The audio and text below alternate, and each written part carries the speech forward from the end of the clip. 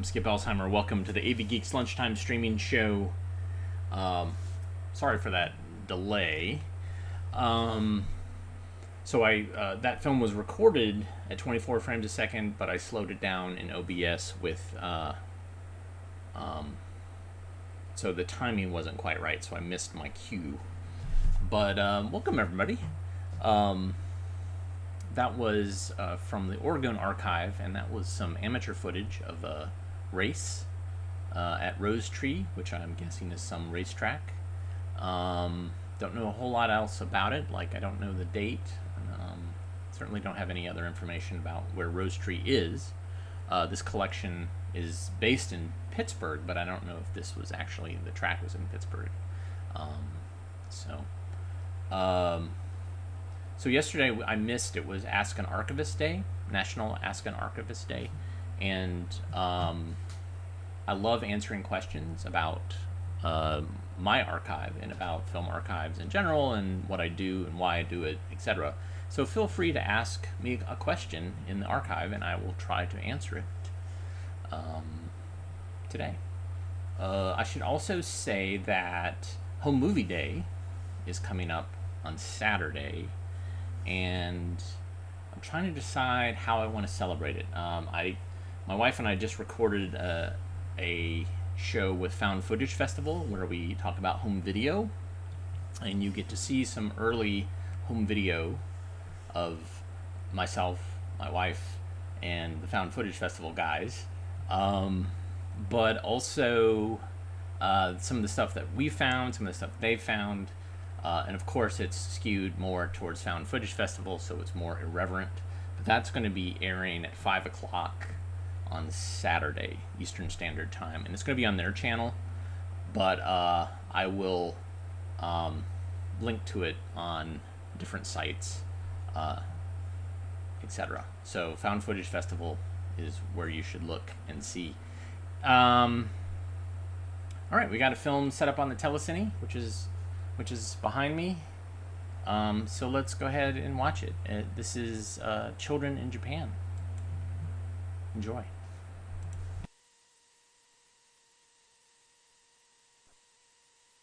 Fields nearby, children from the farming districts proceed on their way to school. With books and lunches packed in neat carrying cases, they pass through ripening tea fields where pickers are already at work. In villages along the coast, other children follow a path beside the boats and nets of the fishing fleets. While in the industrial cities, smoking factory chimneys line the road to school. Among the vast army of Japanese school children are Taro and Yukiko Yamada. At the doorway of their house, they put on their shoes never worn inside. Taro wears the official school uniform. Sister Yukiko wears the standard dress for girls. While father completes the lacing of his shoes, grandmother Yamada tends baby brother Botchan as he finishes his breakfast. Botchan likes the tea that is always a part of Japanese meals, but grandmother feels it must be cooled before he drinks it. Now father and children say goodbye to mother. Father and Taro and Yukiko start out together, for father works not far away. For a short distance, they pass along a street lined with craftsmen's shops. Just ahead, many people, some in Oriental and some in Western dress, have errands at the post office. The Yamadas have an errand here too. Taro goes to mail a letter, while father and Yukiko wait outside, watching the traffic on the busy street.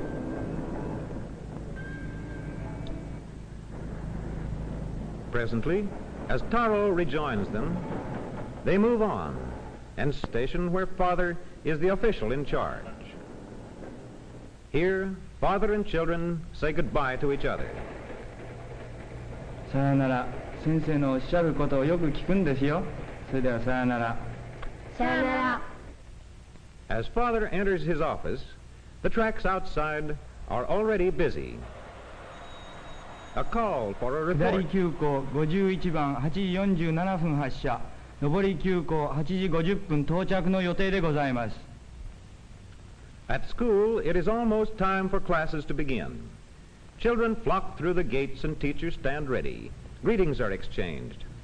太郎君おはよう。いい子さんおはよ先生おはようございます。 Before entering the classroom, all the children remove their street shoes. Here, as at home, shoes are always left at the entrance. Inside the classroom, the children take their places and prepare for work. Meanwhile, in cupboards near the door, each pair of shoes is also in its proper place. And now a reading lesson. しかし入れ替わりに大勢の人がどやどやと入ってきました。席はみんな塞がった上に立って。う。いい子さん明日からはもっと早く来ようと思った。朝ごはんが済んでから少し勉強をした。休み中は毎朝涼しいうちに勉強するつもりだ。8月2日木曜晴れ。 Later in the morning, at the Yamada home, the maid buys tofu from a street vendor. Tofu, or bean curd, comes from soybeans and is tasty in soups. In the main living room of the Yamada home, Mother attends to one of the most important of Japanese household tasks, skillful flower arrangement, an art highly honored in Japan. Grandmother is occupied with needlework on a new kimono, while Bochan plays with his toys. Mother just finishes placing flowers before the family's ancestral shrine, when suddenly, in the distance, the whistle of the Tokyo Express. Once more, Father will be able to report that the train is on time, for the express is almost always exactly on schedule. During the brief pause in the station, the engineer oils his locomotive. And presently, Father is again at his desk, preparing a record of train movements. He writes the Japanese characters easily and quickly, but in Taro's and Yukiko's class in school, the children are just learning how to write. It is not easy when you are only beginning. Yukiko writes slowly and carefully.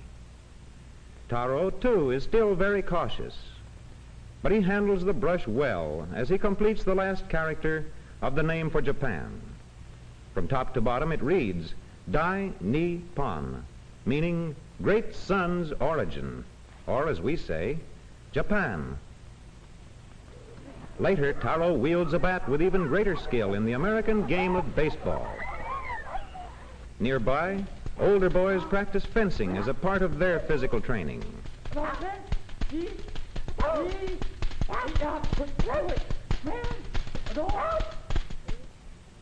Today, Yukiko puts aside her school dress for a fine silk kimono. She and Brother Taro are going to a festival. This is an excursion in which the entire family joins. All look forward to seeing the cherry blossoms, and there will be many other attractions for young and old. Even as the Yamadas are leaving home for the day's outing, other families are already assembling at the scene of the festival. Cherry blossoms are everywhere, framing bridges, and here a castle of old Japan. Among the places visited by many of those who have gathered for the festival is a small shrine, one of thousands of such religious structures to be found in Japan. On their arrival, the Yamadas stop to worship. First, Taro pulls the bell cord, then offerings are tossed into a box by all members of the family. They do not enter the shrine interior, but remain at the entrance. Clapping their hands as a sign of their presence, they bow in reverent silence before leaving.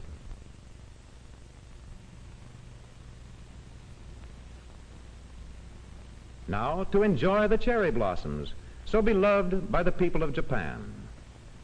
As with so many Japanese, Father's hobby is photography. He is anxious to get pictures of the delicate blossoms which last for only a few days each year. Another popular feature of the festival is a 地 storyteller. 上運転を終わり機関士夫間違い機関券黒を登場して秋空を切って試験飛行に登った太郎は突如として起こった大旋風に巻き込まれあわやと見る間に切りもみ状態となって隣の吉蔵の屋根に So the day passes with enjoyable activities for all. But for Taro and Yukiko, and Mother too, the outing is not complete without seafoam candy. Back home, after their day at the festival, the Yamadas have keen appetites. Dinner includes meat, raw fish, a variety of cooked vegetables, and steamed rice in individual bowls, all eaten with chopsticks. The rice bowls are usually refilled at least once, and perhaps oftener, especially when everyone is hungry. In the kitchen, the maid keeps a careful watch on the rice steamer in case more should be needed. But now she remembers another duty she must attend to. It is time to put more coal on the fire that is already burning in a heating chamber directly beneath the household bath. The hot bath is a daily habit with the Japanese. Tonight, Taro will bathe first, but everyone will have a turn. Far from being afraid of soap, he lathers himself long and vigorously. Next, he dips water from the tub for a thorough rinsing. Washing and rinsing are done outside the tub, which is designed for the final restful soaking. In the living room, Mother and the maid make up beds on the spotless floor, while Father, dressed in a comfortable kimono, quietly reads the evening paper. It is getting late, and already in another part of the house, the children are asleep, Bo-chan still clutching his toy dog. Taro perhaps reliving the day at the festival, Yukiko resting before tomorrow's return to school. The Yamada home and garden lose their outlines in the darkness of night, while That one ran out of liter. So somebody commented that Rick Perlinger Archives has a longer version of this film with the credits and all that, and coincidentally, this came from ultimately the Perlinger Archive through somebody else. I just found this batch that was donated to me. And I do a lot of work with the Perlinger Archive. I've uploaded most of the stuff that's on archive.org for them. And Rick is a mentor of mine. So, as I mentioned, yesterday was Ask an Archivist Day, as this is International Archivist Month. Somebody asked, Rick, I believe, Kay, asked, what got me started?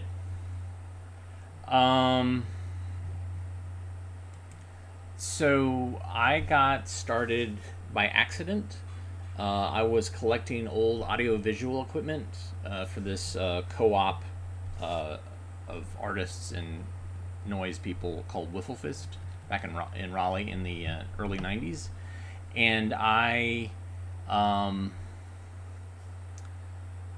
got a 16 millimeter projector and started picking up films at a nearby flea market, and then we got 500 films for $50, and my brain started percolating, and I started realizing, wow, this is really fascinating stuff. It's hilarious because I was, weaned on Mystery Science Theater, but then I realized, wow, these films are actually kind of interesting and important beyond the laughs, and so I just kept collecting more and more and more.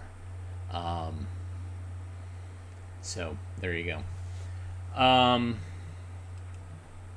So somebody said, Skip, generally speaking, are the camera originals negatives for these film vaulted? Sometimes. sometimes they, like for example, I talked with people at Encyclopedia Britannica, and they said they had a bunch of stuff in Iron Mountain, which is, I think, a former coal mine in Pennsylvania. Coronet, no. They are actually either in warehouses in St. Louis, or they are in a storage space at my in Raleigh. So no, they're not, and a lot of these films are not. Used to be film labs would hold on to these things, but film labs are disappearing. Zizman said Iron Mountain is in UP in Michigan. Actually, there's multiple Iron Mountains all across the country, and I know that theirs is in Pittsburgh, is in Pennsylvania somewhere. But anyways, there are. Where was I going? I can't remember what I was saying. That's what I get for reading comments without fully answering a question. Film labs, a lot of them, people retired and they went out of business, or they couldn't afford to maintain their real estate and dissolved.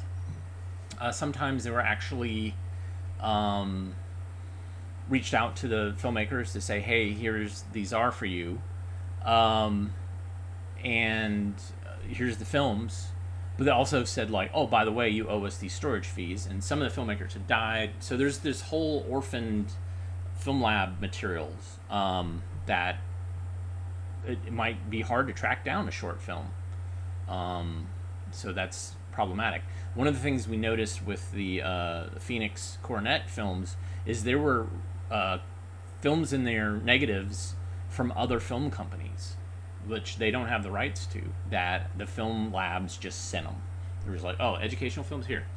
And so there's some stuff from Learning Corporation of America, which is owned by Fox, which is owned by Disney.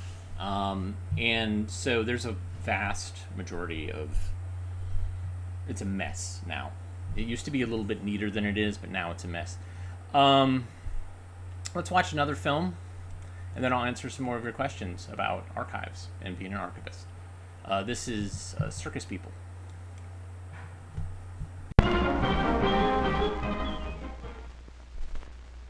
Circuses travel by train from one city to another. In the early hours of the morning, the train brings the circus into the city. Most people are still asleep when it arrives. But the circus people must be up very early to unload and set up the circus. It is a great deal of work to move a circus. The circus people plan each part of the work so that it can be done quickly and easily. As soon as the train comes to a stop, the unloading begins. The biggest job the circus people have to do is to set up the tents. The wagon carrying the tent poles is unloaded first, so the circus tents can be put up immediately. Then the other wagons are unloaded. It is easy to roll them off the flat cars. Caged wild animals ride in some wagons. Hey, look out! There may be a lion in there. As soon as the wagons come off the train, they are taken to the circus grounds.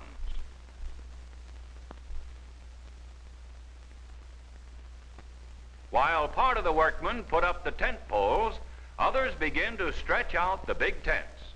Many men help with this job. Each man knows what he must do. By working together, they put up the tents quickly. Some of these workmen travel with the circus. Others are hired when the circus comes to town.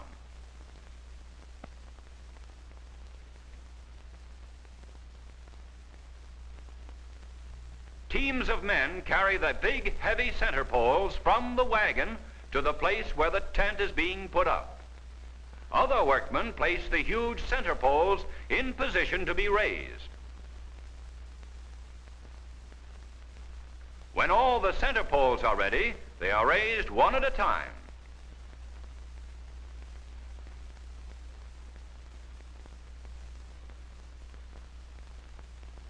This machine drives tent stakes into the ground.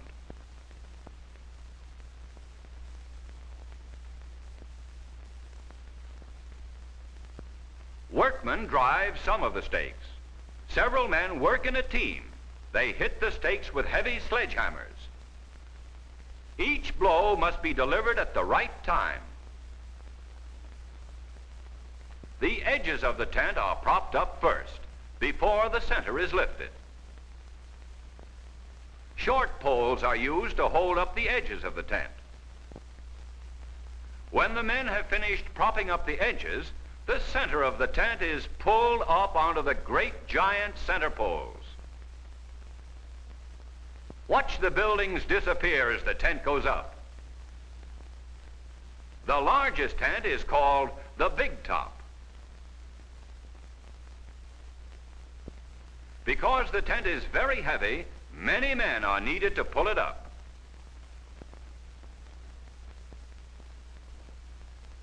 Pull, pull, pull. Now the big tent is up. The biggest job is finished. Sometimes boys help with the tent ropes and earn a ticket to the circus. Circus people are always on guard against fire. They have their own fire truck. The truck carries a large tank of water. One man starts the water pump while the other man unrolls the long hose. These men test their equipment every day to be sure it is working. The city fire department sends a truck to the circus. The fire inspector tells the circus people the safest way to place the tents and wagons. The owners of the circus provide 3 meals a day for the circus people. Meat and eggs are being unloaded and put into the refrigerator wagon. A great deal of food is brought to the circus grounds every day. This man is bringing pies for dessert. The circus kitchen is set up in a tent. It is kept very clean. These cooks travel with the circus. They spend all of their time preparing food for the other circus people. This circus wagon belongs to the dining department. In it are huge kettles for cooking soups, vegetables, and stews.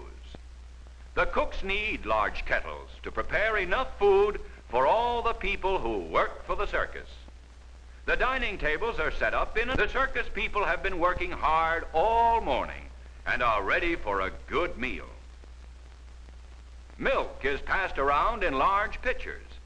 Everyone can drink as much as he wants.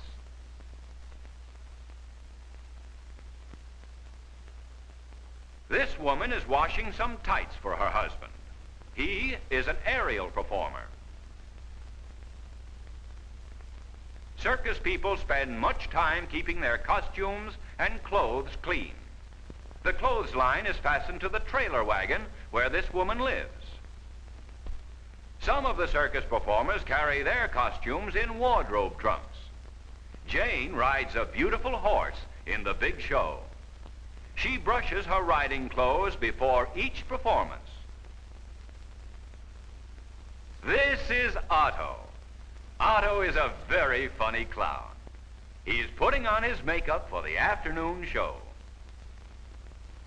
Otto travels with the circus. He is one of the star performers.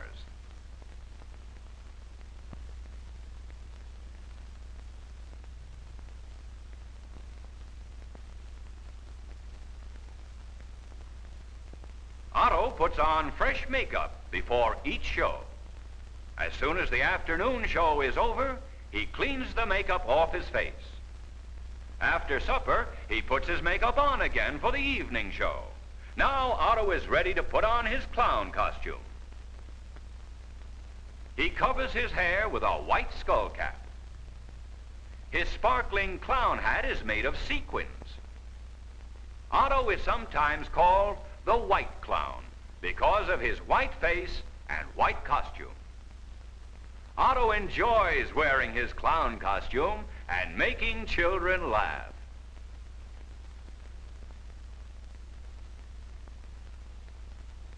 He is so good-natured and so much fun that all the children like him.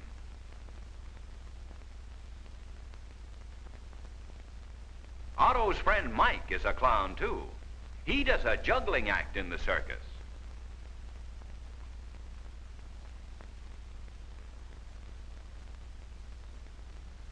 He practices juggling before the big show starts. Several other clowns travel with the circus, too. In some towns and cities, the circus hires extra clowns to work for a few days. These clowns are trying out a new act.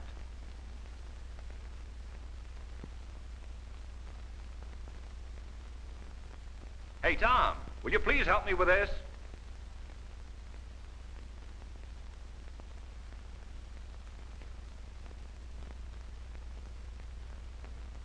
Tony is another clown in the circus. Look at the duck on his shoulder. It never flies away. Do you think it's a live duck? The afternoon performance is about to begin. The clowns are waiting outside the big tent for their turn to go in. This is our friend Otto. Hello, Otto. Many people are buying tickets to the circus. They're eager to see the show because the circus has not been in town for nearly a year. All the children want balloons. They want peanuts and popcorn and candy, too. Hurry, hurry, hurry! The big show is ready to start. Fathers and mothers, boys and girls, young and old, are all going to see the circus. Now the afternoon show is beginning. Elephants lead the parade. Rosalie is fond of the elephants. She directs the stunts they do in the big ring.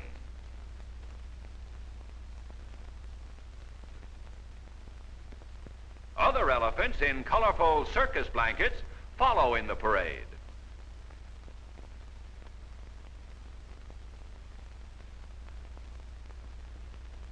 The camels come next, carrying a beautiful girl who will dance in the show. Riders on high-spirited horses will perform in the ring. Now, the little circus ponies bring on a brightly colored float. All the children will know the old woman in the shoe. What fun it is to see the fine show the circus people have planned.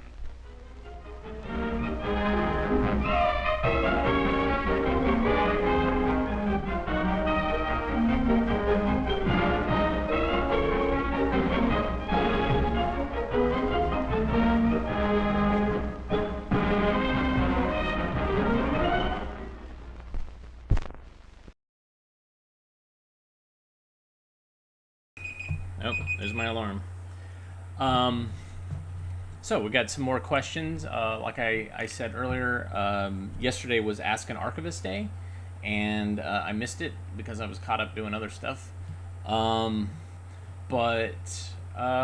please feel free to ask us questions or ask me questions in the comments, and I will answer them. I've got a couple built up here. Rick K asks, what's your personal best or favorite find of archived footage? Boy, that varies from day to day. But if you watch the Found Footage Festival thing on Saturday at 5 p.m., I will show you one of the amazing discoveries that we found, that was found on film. And I've shown it on here, I believe. It's if you haven't seen it, it's Ohio Power Company Vet Party. It was in a box of stuff I got on eBay, and I didn't know what was in the box, except I knew that it was all electric themed, like it was like Power Company themed. And this one I'm like, huh, what is this? And I was pretty floored. So that's 5 o'clock Eastern Standard Time on the Found Footage Festival YouTube page, and I probably will try to link to it on the AV Geeks Facebook page. Let's see. Nathan Jones asks, so flea markets are a gateway into vintage motion picture film collecting? Yes. Yard sales are as well. Stuff shows up and you're like, what is this? Hold on, this is a can. That Mr. Cash film that I showed the other day, this week. was just raw footage, 35 millimeter negative footage of a Mr. Cash commercial. Was found at a actually, it was found at a thrift store. So thrift stores are another good place to find stuff. Have a Ham writes, how many other film archivists do you know personally? I don't know. More than 100 probably. When we go to conferences, I know a lot of people. It's kind of great. Some of them are very good friends, and some of them are just acquaintances that we know each other and we wave at each other in the hall at these conferences. And some of those people actually watch this show, which makes me very happy that the people who are, I would consider my peers, are watching what we're doing. Miss Cynthia writes, do you have a librarian on staff? I do not.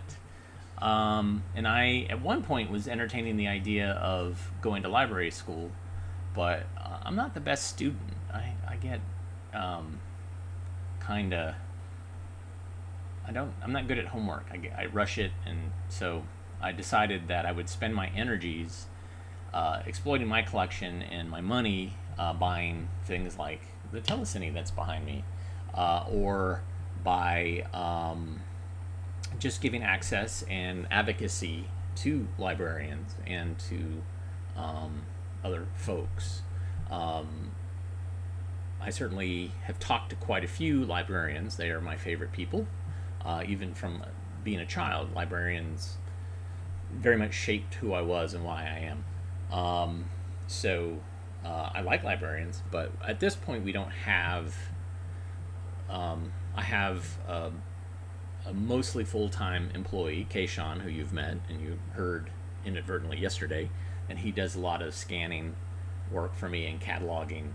And then I have some other people who come in, and sometimes back pre-COVID I had students from NC State and from UNC, from other places in North Carolina, interning for me, and they would do cataloging and digitizing and things like that. So I give a lot of hands-on experience here. All right, let's see, what do we got next? What time is it? Jono's story. Let's learn about Jono. Enjoy.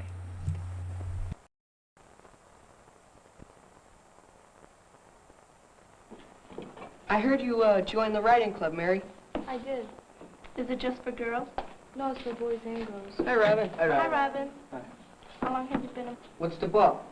I don't know yet. I just got it from the school counselor. It's supposed to be all about high school. What do you want that for? Well, I just wanted to see what kind of courses I could take in high school. I'm not sure if I want to learn trade or get ready for college or maybe both. How about you, Jono? What are you going to do? I don't know either. I haven't much thought about it. I know what I'm going to be. I'm going to be a brain surgeon. That way I get to start at the top.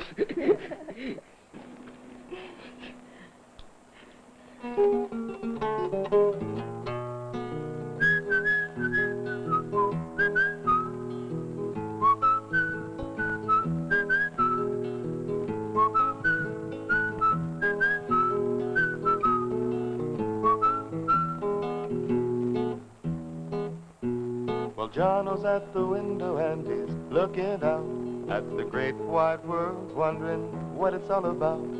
Well, says Jono, it's time to find out, and he did. Nosy kid. A good-looking car with shiny chrome wheels. Count out my change and know how it feels. And each and every day have my 3 square meals. Not enough, Jono, not enough.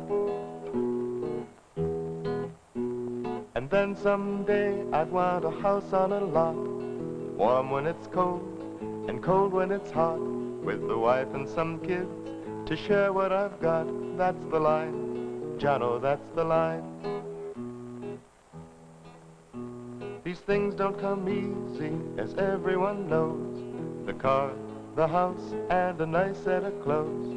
There's not much for free, as the price tag shows. Gotta buy, Jono, gotta buy.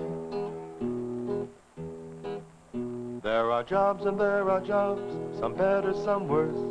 a man with a torch, a policeman, a nurse. But no matter which one you pick, you have to rehearse. Gotta learn, Jono, before you earn. Gotta learn, that's the secret, but the question is what? Tough to think about school when the weather is hot. Hey, there's a man with the answers, Jono almost forgot. Just drop in, Jono, just drop in. So Jono saw the man and they had a little chat. And Jono soon knew this is where the answer is at. A world of opportunity unfolded as he sat. Listen well, Jono, listen well. Your first taste of formal education began for you in kindergarten, remember, Jono? And now you're ready for high school. And the big question is, what high school? And what to study? Well, what would you like to be? There are all sorts of jobs, many requiring specific skills or special training.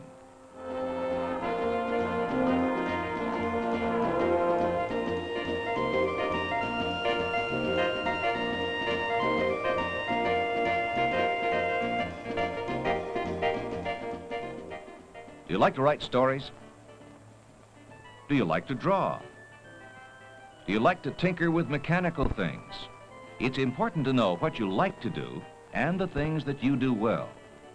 We have methods to discover your particular abilities, and you may find that you're interested in vocational or technical training. If you do, we have some of the best schools in the country. Let's start with Seneca Vocational High School. Seneca has some mighty fine courses. Courses such as operation and maintenance of direct current or alternating current motors and machinery. You even get the chance to run things yourself.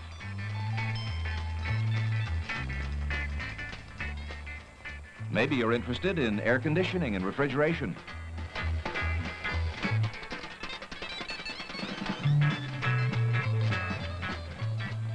Or you might prefer radio and TV repair.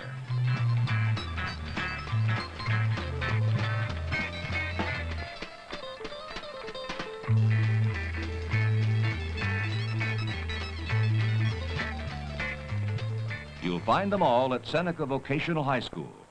Plus, one of the finest gyms in the area. It isn't all work at Seneca. There's time for play, too. You see, there's quite a bit to learn at Seneca, and that's only one of the schools. Now let's take a look at Emerson Vocational High School. At Emerson, you can learn to be a first-class baker.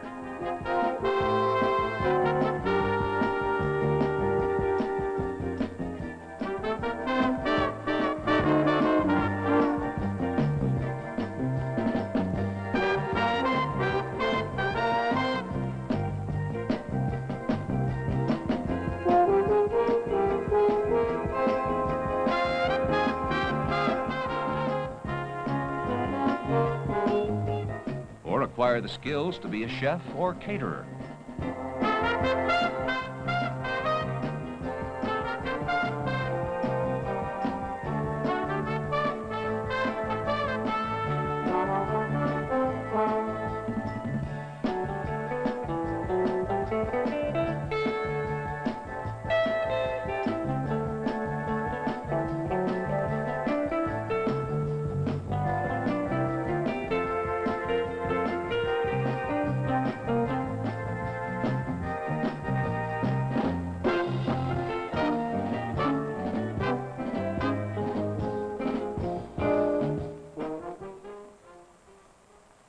At Emerson, you can also learn to build fine furniture.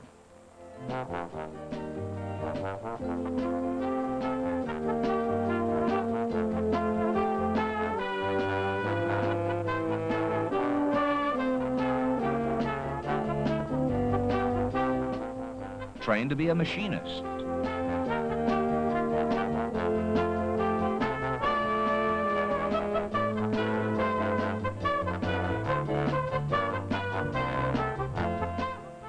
Or a tool and die maker.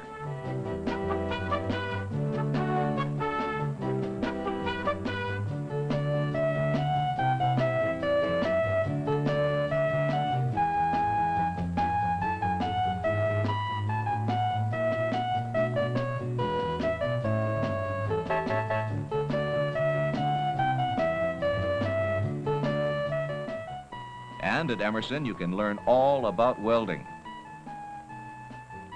2 down, 4 to go. Now let's take a look at Fosdick-Maston Vocational High School. Fosdick-Maston is a girls' vocational high school, Jono, but some of the girls in your class might be interested, and you can tell them about Fosdick-Maston or suggest they get more information from the school counselor. Fosdick-Maston trains girls for beauty culture. The school provides courses in clothing work, including alterations and remodeling. And Fosdick-Maston prepares students for careers in practical nursing.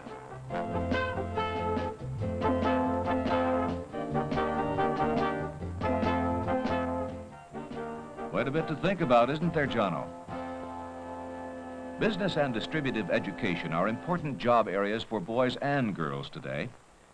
And courses in typewriting, shorthand, office practice, bookkeeping, and salesmanship are given in all of the Buffalo academic high schools in addition to academic courses leading to college.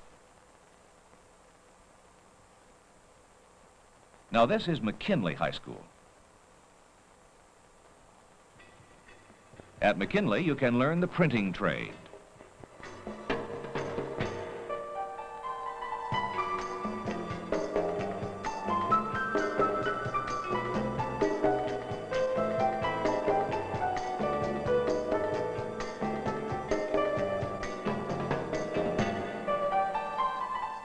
And there are courses for girls as well as boys at McKinley.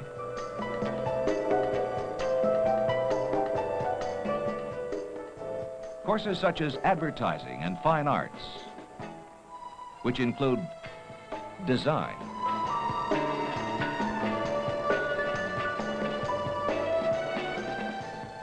and photography.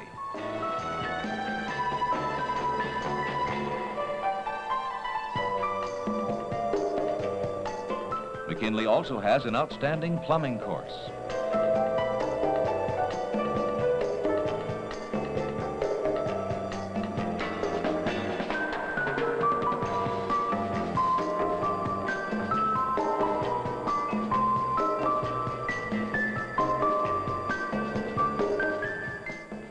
The sheet metal classes cover all aspects of the trade.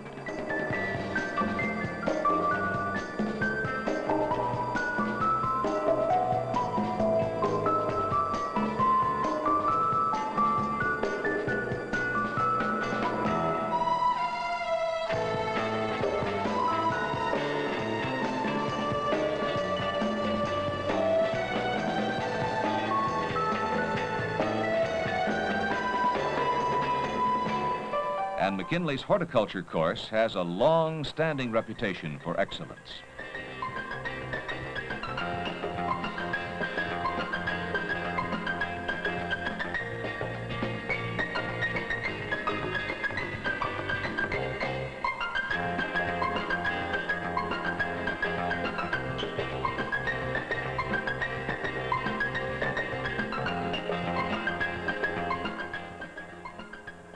You can learn carpentry and build a real house at McKinley.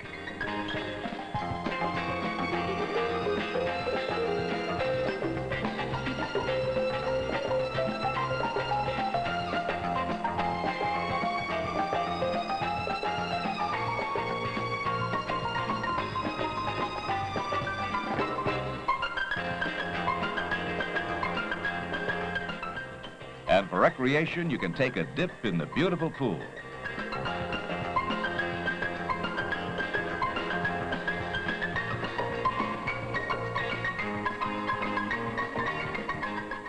Like to see that again? Okay. Everybody out of the pool.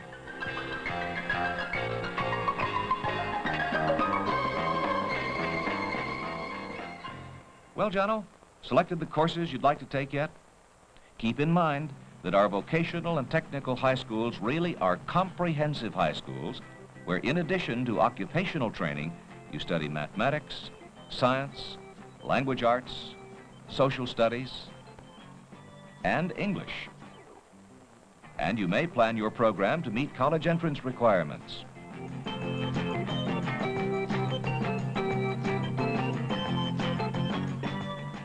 Now let's visit Hutchinson Technical High School. At Hutch Tech, you can specialize in chemical technology, where you may check such things as the acidity or alkalinity of liquids and the radioactivity of a luminous watch dial.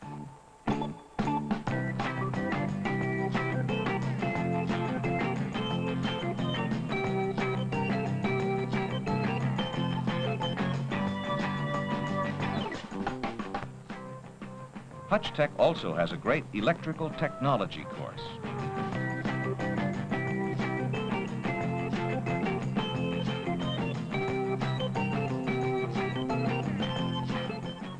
Most programs at Hutch Tech combine technical training with college entrance courses, such as social studies.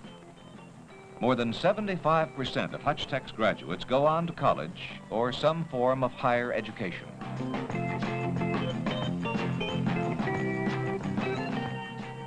Hutch Tech also offers a science course, where you can learn to program and solve some of the more pressing problems of the day.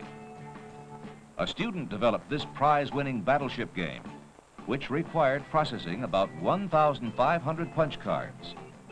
A lot of work, but great experience.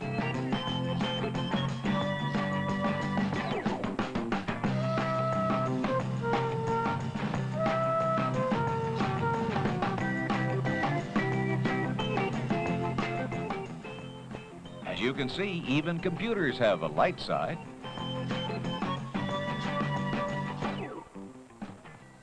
Not so easy, is it, Jono, to decide what you want to do?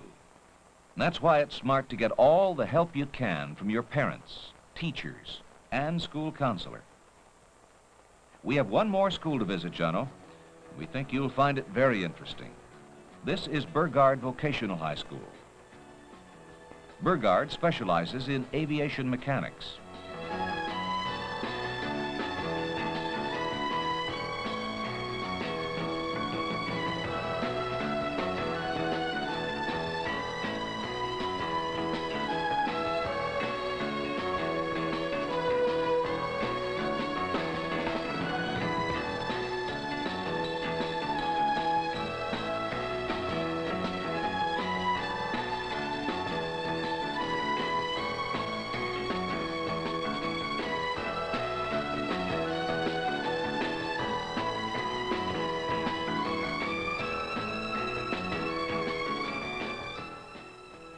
And the school has extensive, up-to-date facilities for the study of automobile mechanics.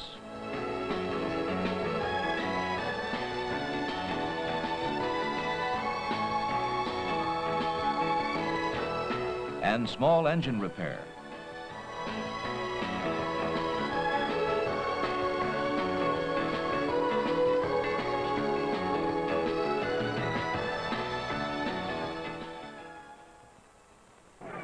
Recognize these kids, Jono? They're all young people like yourself who probably haven't made up their minds either about what they want to do. Maybe it will help if we let you see what's happened to some of the other young men and women who've attended the schools we've just seen. Well, at Seneca Vocational High School in the class of 1964, there was Larry Mayer. Today, Mr. Mayer is a tool and die maker.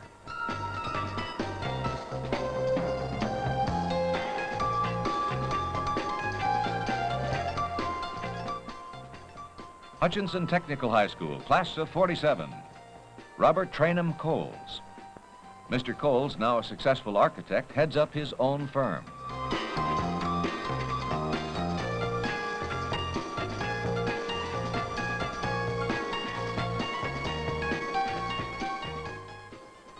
Emerson Vocational High School, class of 65, Edward Kutas. Mr. Kutas now is a head chef.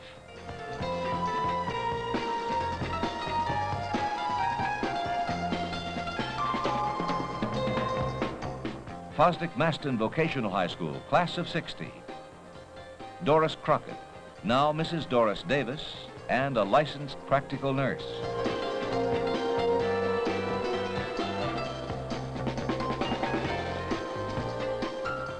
McKinley High School, class of 54.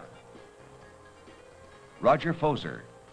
Mr. Foser now is Vice President of the Hodge Display Company.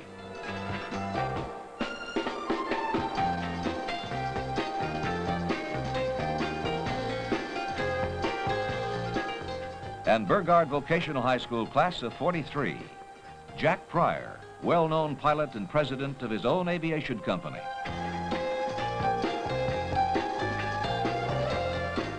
The day we visited Mr. Pryor, he was flying former Buffalo Bills football stars Jack Kemp and Ed Rutkowski to an appearance at a children's picnic.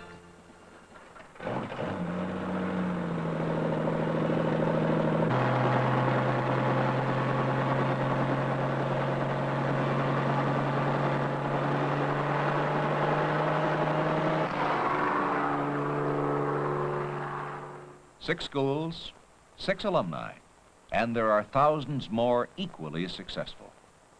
Stopping in to see the school counselor was a very wise first step, Jono, in planning your future. There are some who will scoff and some who will praise. And we may try to stay with the very latest craze.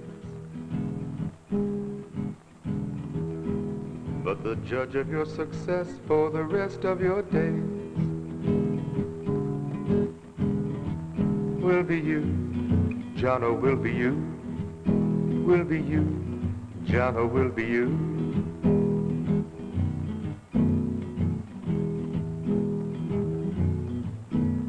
Across this great big land from the east to the west, the struggle goes on and all must face the test of planning our lives so we wind up with the best. Do it wisely, Jono, do it well. Do it wisely, Jono, do it well.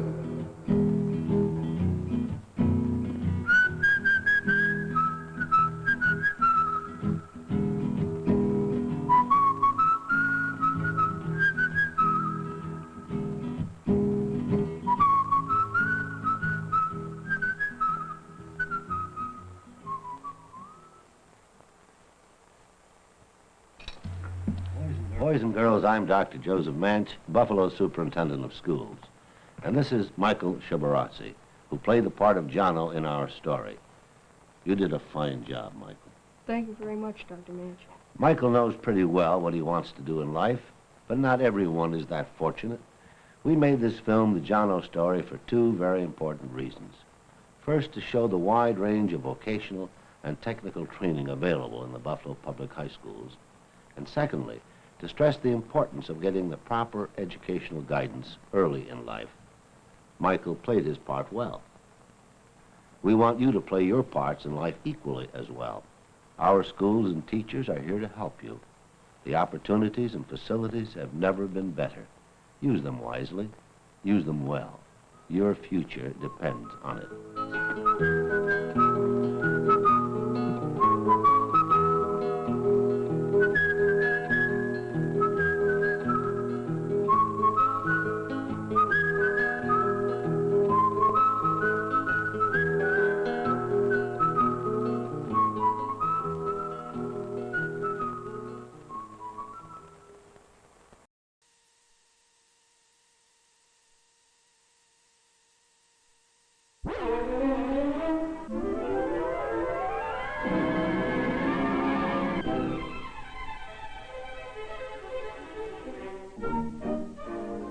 The future farmers of our country are shown a typical cornfield as part of their training.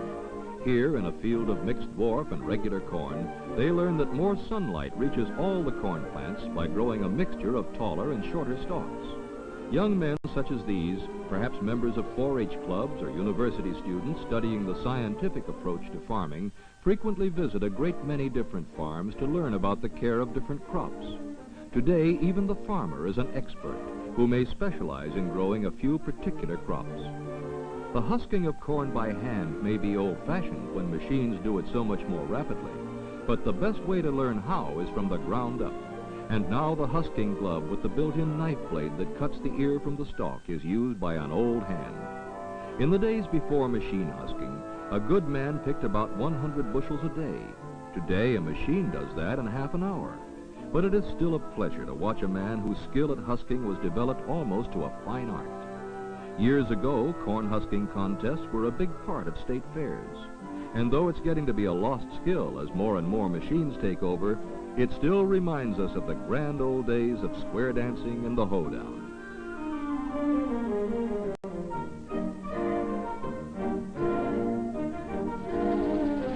The machine husker is only one of many tractor-driven harvesting tools. This gulping monster with mechanical gullet chews up a cornfield and spits out the corn ears in no time at all. The future farmer must know a great deal about these machines, their upkeep and repair. Did you know that corn, also called maize, is really a grass, and that it was grown by American Indians long before Columbus voyaged here? It is one of the major foods for livestock as well as boys. In England, corn means wheat, while in Scotland and Ireland, the word corn means oats. But in this country, it is still that wonderful field of stalks waving high in a cornfield until the gulping corn-husking machine chops it down. Just think that this machine in one day does the work of 50 men. The shelling of corn now takes place right in the field. This machine removes every kernel from the corn cob. The cob is usually ground up for fertilizer, while the kernels are dried and prepared for storage, to be used as food for livestock, or for processing to make cornstarch, sugar, and other food products and chemicals. The dryer replaces natural sunlight. Before this machine was developed, kernels might dry in the sun for 6 weeks before the corn could be stored. Now this machine does the same work in 3 hours. It removes almost 30% of the water in each kernel and can handle 375 bushel loads a day. Tomorrow's farmers certainly will have to be expert mechanics to handle all of these tools. Here, the corn moves into the hopper through a moving chute. The worm gear is only one of many machines that help reduce labor. Although these future farmers, riding their mechanical steed, must learn a great deal about machinery, they may never realize what back-breaking work farming used to be. Even today's farmer gets up at the crack of dawn and goes to bed dog-tired. But only the old hand, looking over his fields at the end of the day, knows what hard work farming used to be. Tomorrow's farmers are lucky they are living in the miraculous age of machines.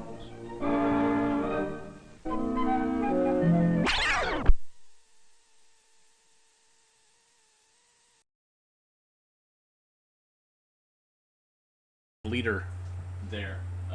So what happens is when it loses tension, it goes over the sound head. It goes like really quite like a zipper almost. Wow, you got some great questions here. So I just wanted to say, so that was probably a short that was shown on television, and it's definitely about future farmers of America. I saw those blue corduroy jackets that my high school had, a bunch of members of that, because I was in a rural North Carolina school. And then I'm shocked to find out that Jono's name wasn't really Jono. I've never heard the name Jono before, and the fact that the kid's name is Michael in real life, I was like, why not call it Michael's story? Yeah. Anyways, so you guys asked some good questions here. I got a bunch of them. Let's see. All right. Rick K asks, last question, I promise. What is your white whale? The one piece of film that you've been looking for. Gesundheit. That was my assistant sneezing. What's a white whale? The one piece of film you've looked for but haven't found. I would love to find a copy of Return of Count Spirochete, which is a VD film, I think made for the Navy, and it's animated. That's one thing I would love to find. The last time it came up on eBay, it went for more than $200, which was my kind of upper limit. I have paid more for films, but really, next time if I see it again, I will definitely throw a lot of money at it, because that's one I've been looking for. Let's see, and there's others, of course. Like, I really want to find a complete copy of The Days That the Numbers Disappeared, which is the one with the puppet, the magic puppet that takes all the numbers away. The copy I have is missing the beginning and is missing the end, so I don't know what the kid did to deserve having the numbers taken away, and then I don't know if he ever gets the numbers back. Let's see. Oh, somebody posted a video copy of Return of Count Spyrokeep, but I want it on film. And anyways, Old Radios, who collects projectors and films, asks, are Bell and Howell slot load projectors as bad as they say they are, and which models have bad worm gears? I don't know specifically. Worm gears are the internal gear ratio thing that kind of, you have your little electric motor and then you have this gear, and those were made of a plastic, and a lot of those crack and then can't be repaired anymore. There was a time that someone locally I knew repaired them, but he retired and might have passed away because it was more than 15 years ago. I stay away from Bell and Howells in general. The autoloaders totally stay away from. The slot loads, I ran into a problem with tension, like it was uneven tension, and it was just, basically I was running one, I think it was a 1585, and it was just going, and I'm like, alright, we're done with that. Thomas asks, have you ever had to turn any classified films in? Not that I know of. I do have some films that are ethically sketchy that I have decided not to share, just because they involve patients or who probably weren't, I don't know if they granted authority to have their images shown. So I've been kind of pulling back on some of those, but none of them came up as like, this is classified and you shouldn't have this. Miss Cynthia asked, what type of cataloging system are you using? The software I use is FileMaker, but I also use a bunch of spreadsheets for other things like logging what I've shown here. Jeremy, who chimes in here on YouTube, he's been helping me go through that list and making sure that what I show is actually what I said I showed, and help me figure out that I was way off on my episode numbering.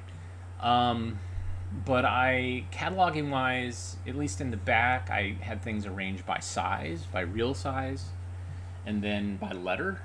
So like all the A's that were 400-foot reels would be in one room on shares, but I wouldn't alphabetize within, because that meant I would be spending all my time alphabetizing. And I did that to kind of maximize shelving.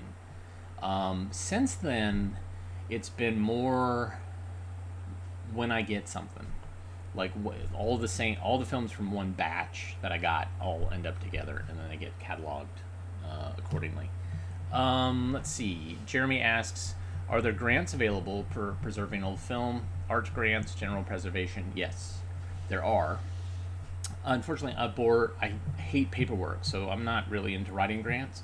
And also, I'm not a nonprofit, so I found a lot of nonprofits get these grants. But what's great about that is we're a vendor. We have film scanners and video scanners, and so we get grant money to digitize other people's stuff. And that money goes into, and that equipment is what we use to scan our stuff and make it available. So, yeah. Havaham asks, has any of your education helped you excel at film archiving? Yeah, I don't know. I was in computer science for a couple years at NC State, and then I transferred over to the School of Design. And so both of those, it was computer training. I learned how to use Photoshop. I learned how to do databases. And I also became very, very comfortable with computers. And I think that helped me more than anything.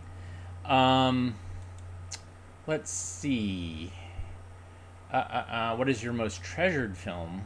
That's hard, Simon. That's a hard question. I don't know. Yeah, that's so hard. I'm sorry. There's certain films that I have that might have high eBay values, but I can't just. That's a hard one. Nathan asks, what is the most interesting ways you found out about or acquired a film? Sometimes films just show up on my porch, and I'm like, huh, where did this come from? And then I have to kind of guess. So, yeah, I'm not sure. I find out sometimes people email me and say, hey, there's films at this Goodwill. And I've had that happen with, like, it's Goodwill in San Diego. And I'm like, I can't go out to San Diego.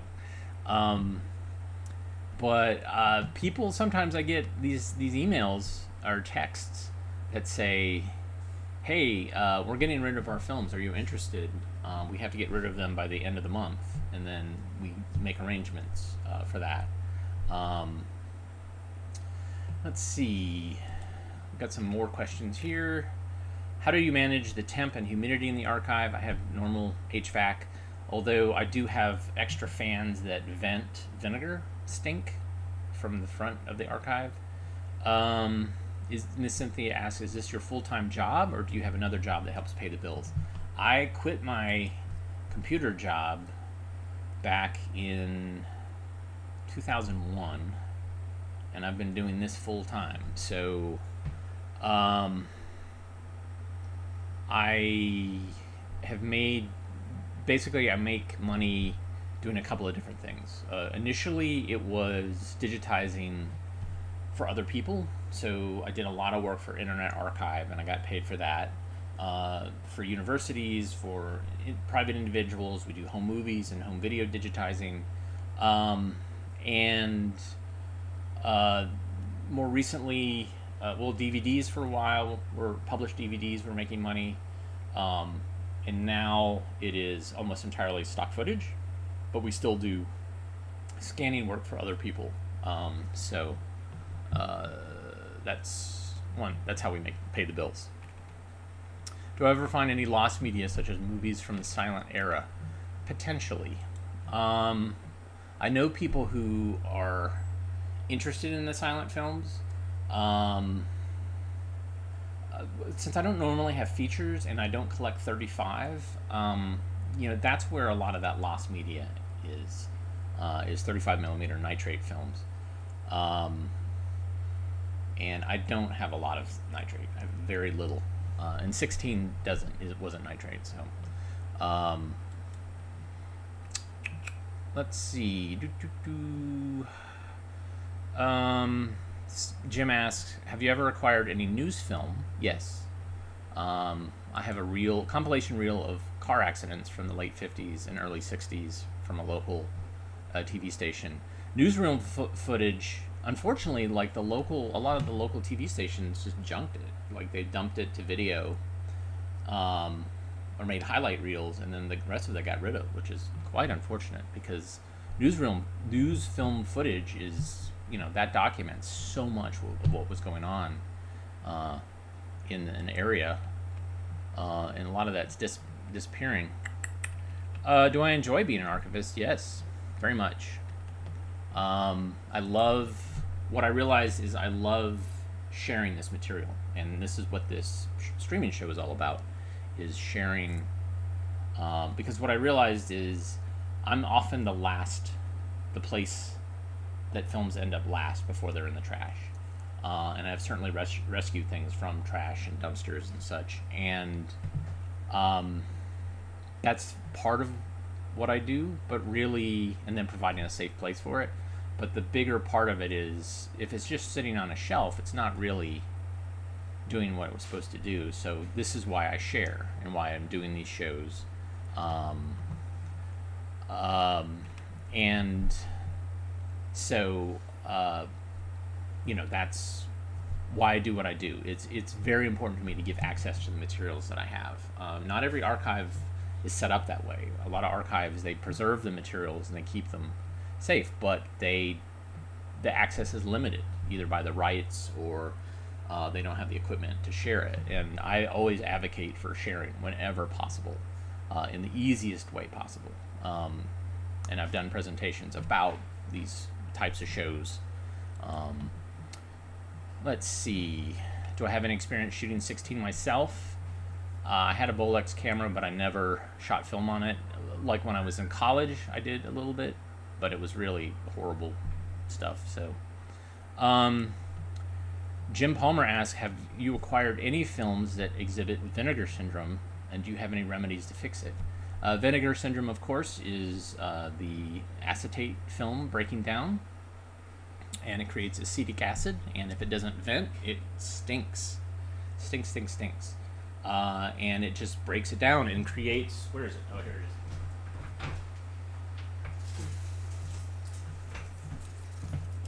is.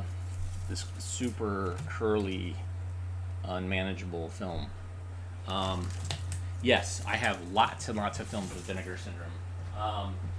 And we're probably going to go through a purge where we're going to pull films. Here's an example of a film. And open it up. And you can look at it and you can see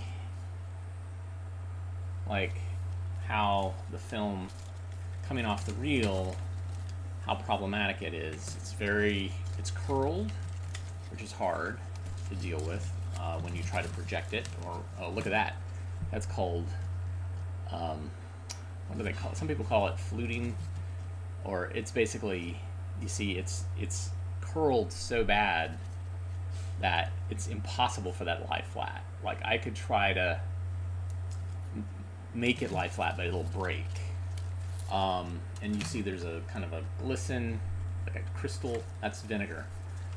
So we're going to go through and find a bunch of these films and make a judgment on whether or not we can scan them. And this, we're not going to be able to scan this part of it. We might be able to pull off some of it and get into it and do some scanning. Now, is there a recipe to fix it? Unfortunately, it's really hard, and it requires you have to hydrate it, and then you have to run it back and forth. Like I can see a title on here, but yeah, it's very time consuming, and for some films, it's not worth it. It's like there's other copies out there that are not vinegared. So, yes. So anyways, what we're going to do is go through a bunch of films and purge ones that are just lost causes. And a lot of them were lost causes when I got them. They were already vinegared, and I just was like, well, maybe I'll figure out a way to fix it. And we were determining that it's not, and it's actually making it problematic, maybe for other films, and there's metal cans that are corroding because of the vinegar fumes. So, anyways, let's see. Do you make your own 16mm films? No. And that's it. I think that's it for. I mean, obviously, in the future, I'll answer questions that you have because I like talking. But thank you today for tuning in. You can buy us a coffee at buymeacoffee.com/avgeeks. You can go to avgeeks.com and see other things we put online and buy DVDs. And, please hit like or subscribe or, all those things that say, hey, these folks are doing something interesting. So, everybody have a great rest of your day, and we'll be back again tomorrow, which is Friday. Please rewind and love each other, and we will see you tomorrow. Take care.